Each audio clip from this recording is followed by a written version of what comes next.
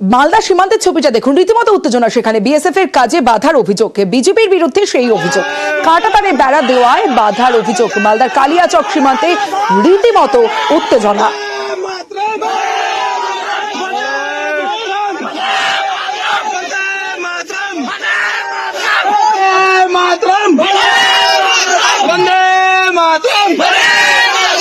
भारत माता के, भारत माता के।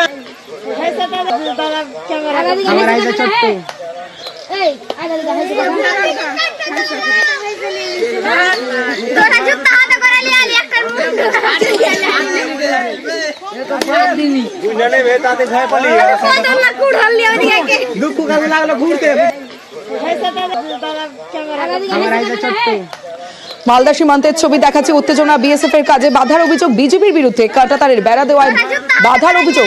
মালদার কালিয়াচক সীমান্তে উত্তেজনা। আমার সঙ্গে সেবক রয়েছে, সেবকের সঙ্গে কথা বলবো। সেবক, বর্ডার গার্ড বাংলাদেশের বিরুদ্ধে অভিযোগ, আর যে ছবি আমরা দেখতে পাচ্ছি যে এই বিজেপির বিরুদ্ধে প্রতিবাদে কালিয়াচকের মানুষও প্রতিবাদ করছেন। সেবক, একদমই দেখো, এই মুহূর্তে ব্যাপক উত্তেজনা মালদহের কালিয়াচক 3 নম্বর ব্লকের সুখদেবপুর সীমান্তে। গতকাল থেকে গোলমালের সূত্রপাত।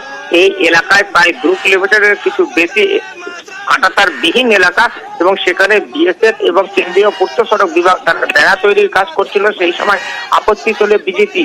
যদিও এই যে এলাকায় বেড়া হবে তা নিয়ে কিন্তু এর আগেই যৌথ একটা সার্ভে হয়েছিল, সেখানে ডিমার্কেশন করে চিহ্নিত হয়েছিল কোন জায়গায় বেড়া হবে। এরপরেও বিজিবি অর্থাৎ বর্ডার গার্ড বাংলাদেশ তারা বিনা প্ররোচনায় বাধা দেয় বলে অভিযোগ।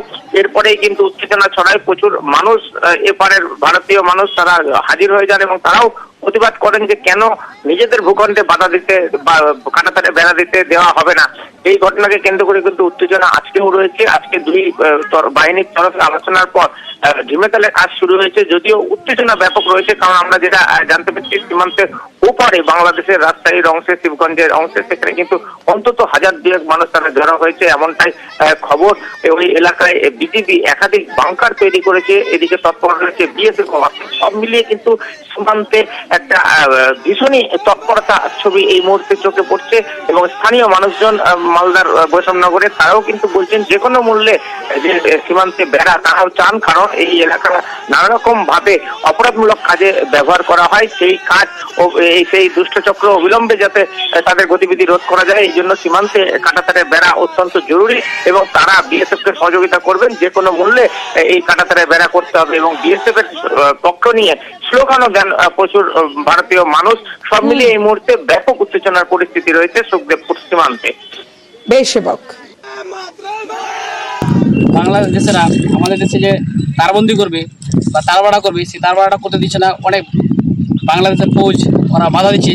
তাই আমরা ইন্ডিয়ার মানুষ, ভারতবর্ষের মানুষ চেষ্টা করছি, এটা আমরা চাই ওটা দিয়ে তারবাড়া হোক। এই জন্য আমরা চেষ্টা করবো, এই জন্য আমরা আবেদন রাখছি। আমাদের ইন্ডিয়ার বিএসএফরা তার ভাড়া করছে, তার ভাড়া বাংলাদেশ বলা করতে দিবে না, জবরদস্তি বাস দিব না, গন্ডগোল করছে, হাসুয়া চালাইছে, ঢিল চালাইছে। বাংলাদেশের পুলিশ আর মেন 0 পয়েন্টে ব্যাংকার খুলে রেখেছে। কতটা বাকি আছে? ধরেন 1.5 কিলোমিটার। তার ভাড়াটা হলে আমাদের সুবিধা আছে, উগ্রবাদী ঢুকতে পারবো না, ব্যবসা বাণিজ্য চোর চাবারি চুরি করতে পারবো না। তার বেলাটা হলে ভালোই আছে। আপনারা বাধা দিচ্ছেন তো? আমরা বাধা দিচ্ছি, গ্রামবাসী সবাই। আমরা বলছি তার ভাড়াটা হোক, বাংলাদেশ বলা বাধা দিচ্ছি, ওরা দিব না তার ভাড়া করে। অশান্ত বাংলাদেশ আর সেই বাংলাদেশে কট্টরপন্থীদের কোপে সঙ্গীত। নীলফামারীতে গানের আসরে হামলা, সংখ্যালঘুদের উদ্যোগে লোকসঙ্গীতের আয়োজন আর সেখানেই হামলা, হুমকি কট্টরপন্থীদের। আমার সঙ্গে মৈত্রী ভট্টাচার্য রয়েছে। মৈত্রী, এর আগে আমরা দেখেছিলাম বাংলাদেশে কীর্তনের দলকে বাধা দেওয়া হয়েছিল, কীর্তন বন্ধ করে দেওয়া হয়েছিল, মারধর করা হয়েছিল। এবার কট্টরপন্থীদের কোপে সঙ্গীত। একেবারে দেখো, লোকসঙ্গীতের একটি অনুষ্ঠান, সেখানে কট্টরপন্থীদের এবার কোপ পড়লো এবং সেই অনুষ্ঠানে ঢুকে লোকসঙ্গীতের এই অনুষ্ঠানকে হারাম বলে উল্লেখ করা হলো। এবং শুধু সেটাই নয়, সেখানে ধর্মীয় স্লোগানও উঠলো এবং বলা হলো যে লোকসঙ্গীতের এই অনুষ্ঠান করা যাবে না। ফলে এর আগে আমরা দেখেছি সংখ্যালঘুদের ওপর নিরন্তর হামলার ঘটনা ঘটছে বাংলাদেশে। এবার সংস্কৃতি জগতের ওপরেও যে হামলার ঘটনা ঘটতে শুরু করছে, সংস্কৃতির ওপরেও যে হামলা করছেন কট্টরপন্থীরা, এই ঘটনা কিন্তু তারই প্রমাণ দিচ্ছে। মৈত্রীর সঙ্গে থাকো।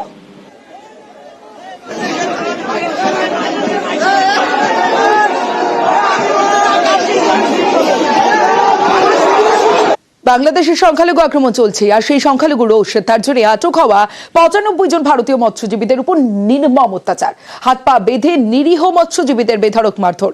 বাংলাদেশের অত্যাচারী মুখের আবারও পর্দাফাঁস, কিন্তু এপার বাংলায় একেবারে উল্টো ছবি। আটক হওয়া 90 বাংলাদেশি মৎস্যজীবীদের সেবা যত্ন।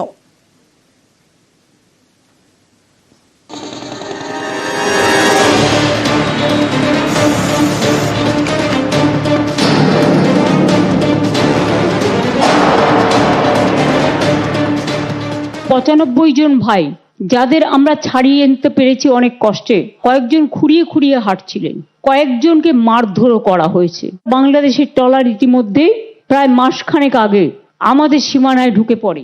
তারা অসুস্থ হয়েছিল, আমরা তাদের ভালো করে চিকিৎসা করাই এবং তাদের আমরা খুব যত্ন করে রেখেছিলাম। বাংলাদেশের কোস্টগার্ড আমাকে প্রচুর মেরেছে। আমি ওখানে 15 দিন কারা হাসপাতালে ছিলাম। আমার এগুলো কোনো ফাটা, ওরা যা দুর্ব্যবহার করে কোস্টগার্ড, আমার দেশকে পর্যন্ত গালাগালি দেয় ওনারা। এখানে কেমন ছিলেন? জি আলহামদুলিল্লাহ ভালো ছিলাম। বাংলাদেশের পক্ষ থেকে বলা হয় যে ভারত তাদের ক্ষতি করে, কি এই ব্যাপারে আপনারা তো ছিলেন এখানে? না না, আমি আমার তা মানতে সেটা মনে হয় না। এখানে ভালোই, আমরা ভালোই আছি, নিরাপদে ছিলাম। মাছ ধরতে গিয়ে সীমান্ত পার, এপারের মৎস্যজীবীরাও পারে আর ওপার থেকে এপারে। কয়েক মাস ধরে ভারত বাংলাদেশের প্রায় 200 মৎস্যজীবী দুই দেশে বন্দী। কূটনৈতিক জট কাটিয়ে সোমবার তারা বাড়ি ফিরেছেন। বাংলাদেশ থেকে ঘরে ফিরেছেন কাকদ্বীপের 95 জন মৎস্যজীবী। ভারত থেকে বাংলাদেশে ফিরেছেন সে দেশের 90 জন মৎস্যজীবী। বাংলাদেশের সংখ্যালঘু বিদ্বেষ এমন পর্যায়ে পৌঁছেছে যে ভারতীয় মৎস্যজীবীরাও রেহাই পাননি। কাকদ্বীপের নিরীহ মৎস্যজীবীদের হাত পা চোখ বেঁধে বেধড়ক মারধর করা হয়। বাংলাদেশের সেই বন্দি জীবন যেন এক দুঃস্বপ্ন।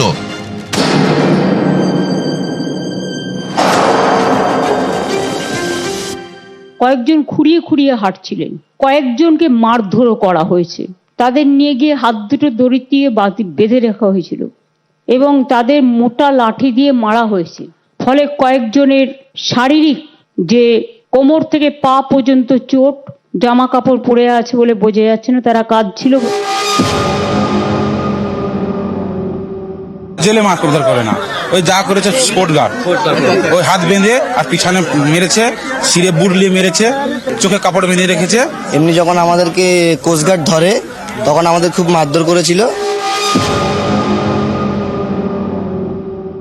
বাংলাদেশের ট্রলার ইতিমধ্যে প্রায় মাসখানেক আগে আমাদের সীমানায় ঢুকে পড়ে।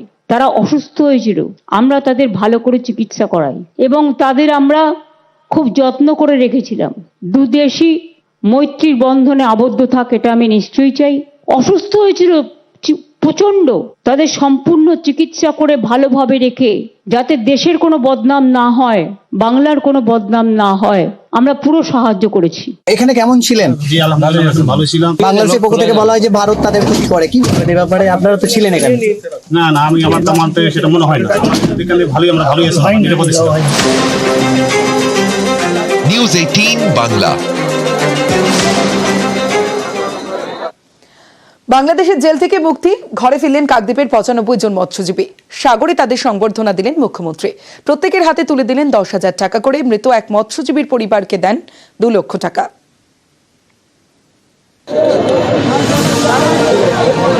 কয়েক মাস পরে ঘরে ফেরা, বাংলাদেশের জেল থেকে ঘরে ফিরলেন কাকদ্বীপের 95 জন মৎস্যজীবী। আমরা 95 জনকে নিয়ে আসতে পেরেছিলাম, কিন্তু একজন লাফ দিয়েছিলেন ভয়ে, ফলে উনি একজনই মারা গিয়েছিলেন। তার পরিবারের হাতে আমরা 2 লক্ষ টাকা তুলে দিচ্ছি। যারা 95 জন জেল থেকে এসছেন তাদের সকলের হাতে আমি 10,000 টাকা করে তুলে দিচ্ছি। অবশেষে ঘরে ফিরলেন বাংলাদেশের জেলে বন্দী থাকা দক্ষিণ 24 পরগনার 95 জন মৎস্যজীবী।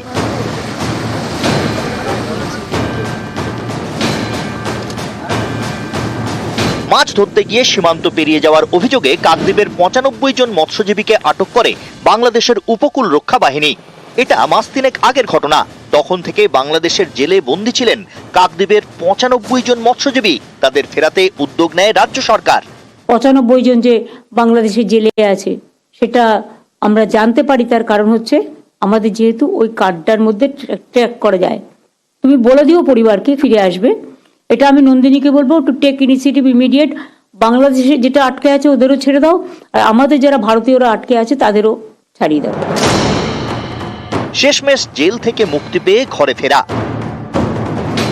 রবিবার ভারতীয় উপকূল রক্ষা বাহিনীর হাতে তুলে দেওয়া হয় 95 জন মৎস্যজীবীকে। সোমবার তাদের দক্ষিণ 24 পরগনার সাগরে নিয়ে আসা হয়। তাদের সঙ্গে দেখা করেন মুখ্যমন্ত্রী। মৎস্যজীবীদের হাতে আর্থিক সাহায্য তুলে দেন মমতা বন্দ্যোপাধ্যায়। আমরা 95 জনকে নিয়ে আসতে পেরেছিলাম, কিন্তু একজন লাফ দিয়েছিলেন ভয়ে, ফলে উনি একজনই মারা গিয়েছিলেন। তার পরিবারের হাতে আমরা 2 লক্ষ টাকা তুলে দিচ্ছি। যারা 95 জন জেল থেকে এসছেন তাদের সকলের হাতে আমি 10,000 টাকা করে তুলে দিচ্ছি। অনেক সময় কি ওই জলের মধ্যে না সীমানা ঠিক করতে পারে না, পথ হারিয়ে যায়, ঝড় হলে পথ হারিয়ে যায়। কিন্তু আমরা বারণ করব মহাজনদেরও, আপনারা কখনোই আমাদের সীমানার বাইরে যাবেন না। তাতে মাছ উঠলে উঠবে, না উঠলে না উঠবে, আগে জীবন বাঁচবে।